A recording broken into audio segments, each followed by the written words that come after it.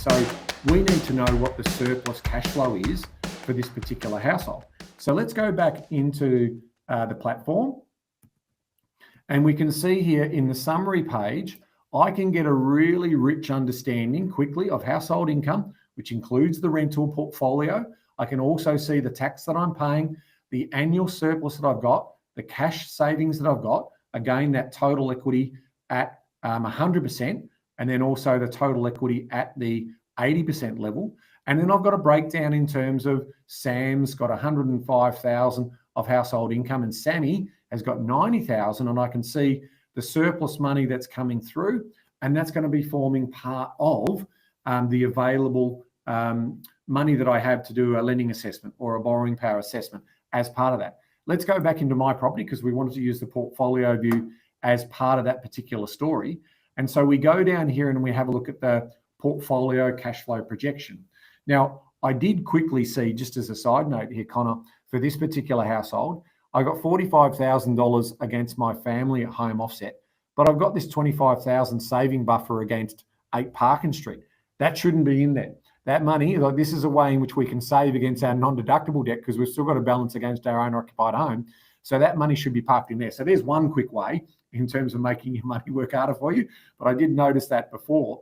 But the one that I want to show you is how can I potentially improve my cash flow position? Because what you can see from here is that pre-tax, it's costing $15,000 of out-of-pocket money to basically support this portfolio. Now, that has been factored in to the overall number here. So this additional 35 is over and above that, but it's been factored in here in terms of what I'm looking at, right? But how can I improve that? Well, one of the ways in which you can improve that is go into your property card. So by way of example, let's have a look at this particular property card, and I'm going to take a quick look to see when this particular client had last reviewed their rents. So at the moment, the budgeted rent that they're expecting is $525 a week, but I can see that they haven't looked at increasing their rents since 2023. So we have a rental analysis tool in here that does a radius analysis. So let me jump in here. So it's now gone off. It's running the algorithms and it's assessing comparable properties in the same 500 meter to a kilometre radius. And it's given us a rental appraisal.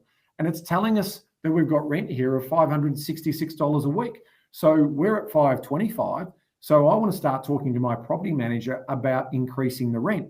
Now, there's a couple of reasons why I might want to do that. The first one is I might have a great tenant who's enjoying safe and quiet enjoyment of property. So I may not necessarily want to increase it by that full amount, but I think $25 a week, given obviously I might have other compliance costs or extra higher land taxes or those type of things, it needs to be fair. At the end of the day, I am running a business in terms of what this looks like. So off the back of that, what I'm going to do is I'm going to go back into the property details and I'm going to change this amount. So I'm going to now have $550, and you can see it's now going to save that value at this current date.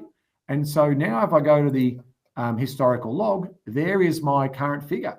So I'm now, after speaking with the property manager, we've done a rental review, and you can only do them in most states and territories now every 12 months. So we fall into that category comfortably.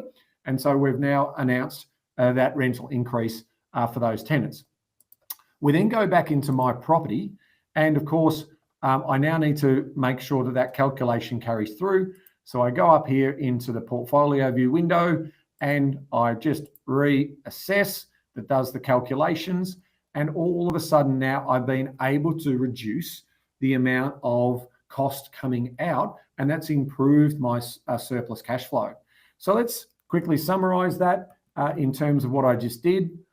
Before the cash flow, or looking to improve my cash flow, I've now got the ability to review that rent, and now I've adjusted that, and I've now got surplus or higher overall cash flow. That's going to improve my borrowing power.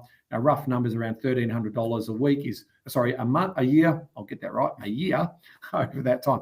So that is another example of how you use these insights to take action.